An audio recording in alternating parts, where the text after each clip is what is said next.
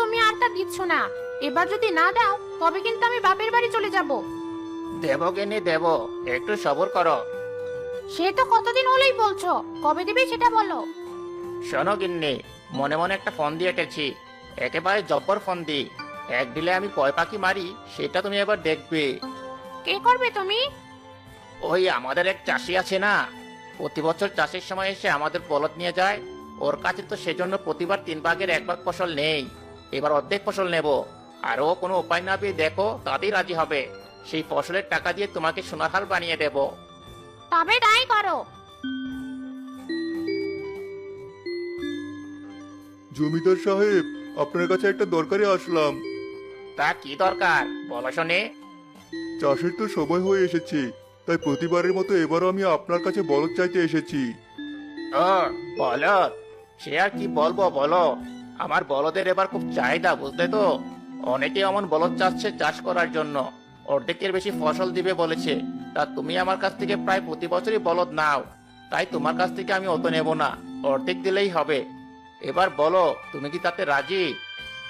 এটা আপনি কি বলছেন জমিদার সাহেব? আপনাকে যদি অর্ধেক দিয়ে দেই তবে আমার সংসার চলবে কি করে? আপনি প্রতিবার যে পরিমাণ নেন এবারও না হয় তাই নেবেন। না না, এরকমে আমি তোমাকে আমার বলদ দিতে পারবো না। যদি পারো তো বলদ নিয়ে যাও, না হলে এখান থেকে যাও তো বাপু, আমার সময় নষ্ট করো না।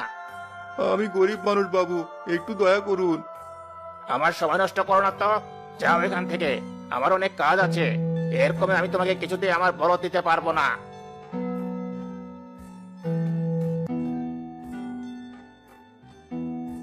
অটো চলে গেল, তোমার বলদ তো নিয়ে গেল না, তো নিয়ে গেল না।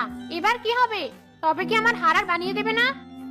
আরে ও তো ভেবো না গিন্নি, ও গিয়ে কি আর করবে, একটু পর দেখবে আবার ঠিক কেমন চলে এসেছে। আর এবার এলে আমি আরো বেশি ফসল চাইবো। এমন মন খারাপ করে ফিরে এলে যে, আর বলদ কোথায়? নিয়ে আসুনি? না, বলদ আর আনা হলো না। জমিদার ফসলের অর্ধেক ভাগ চাচ্ছে। অর্ধেক ফসল দিয়ে কি করে বলদ আনবো তুমিই বলো।